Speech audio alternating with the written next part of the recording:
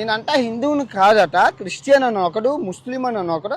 అరే వినాయకుడిని, భగవద్గీతని నేను ఎన్ని సంవత్సరాలు 6 సంవత్సరాలుగా ప్రపంచ దేశాలన్నీ తిప్పుతున్నాను. మీరు చూశారు. కిల్లిమంజారో కొండెక్కి కూడా వినాయక పూజ చేసుకున్నాను. మీరెవరో చెప్పడానికి నేను హిందువుని కాదని.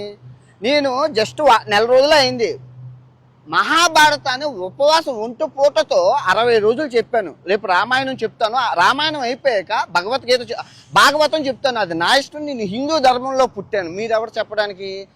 భారతదేశంలో ఉన్న జ్యోతిర్లింగాలు, అష్టాదశ శక్తిపీఠాలు, చోటాచార్యం, బడాచార్యం ఇన్ని తిరిగి చూపించాను.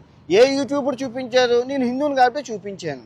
తర్వాత 128 దేశాల్లో ఏ దేశంలో గుళ్ళున్నా అన్ని గుళ్ళు చూపించాను. ఎందుకు చూపించాను? నేను హిందువుని కాబట్టి, నేను హిందూ మతంలో పుట్టాను కాబట్టి చూపించాను. నువ్వెవడో చెప్పడానికి నేను హిందువుని కాదని.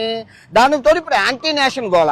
నేను అమెరికాలో ఉన్నానని చెప్పి, ఒకడు దుబాయ్లో ఉన్నానని చెప్పి, ఈ పాస్పోర్ట్ ఫస్ట్ పాస్పోర్ట్ 128 దేశాలు ఈ పాస్పోర్ట్తో తిరిగాను. ఇప్పుడు మొన్న కొత్తగా వచ్చింది ఈ పాస్పోర్ట్. మీరెవరో చెప్పడానికి నేను హిందువుని కాదని, యాంటీ నేషన్ అని. నేను ఇండియా వదిలి 6 సంవత్సరాలు అవుతున్నా. నేను ట్యాక్స్ కడుతున్నాను.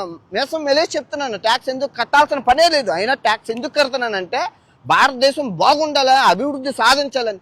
ఆ ట్యాక్స్ డబ్బులతోనో, ఆ ఉచిత పథకాలతోనో మా ఫ్యామిలీ బాగుపడ్డది. ఇప్పుడు నాకు కట్టే ఛాన్స్ వచ్చింది కాబట్టి కట్టి నా రుణాన్ని తీర్చుకుంటాను. నువ్వెవరో చెప్పడానికి యాంటీ హిందూ అని చెప్పి.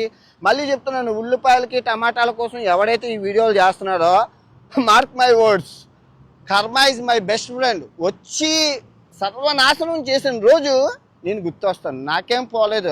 6 కోట్ల బ్యాంక్ బ్యాలెన్స్తో, అందమైన ఆరోగ్యంతో, హ్యాపీగా ఆటలాడుకుంటూ ప్రపంచ దేశాలు తిరుగుతున్నాను. ఎండ్ ఆఫ్ ద డే సంకనాకపోయేది నువ్వే మిత్రమా.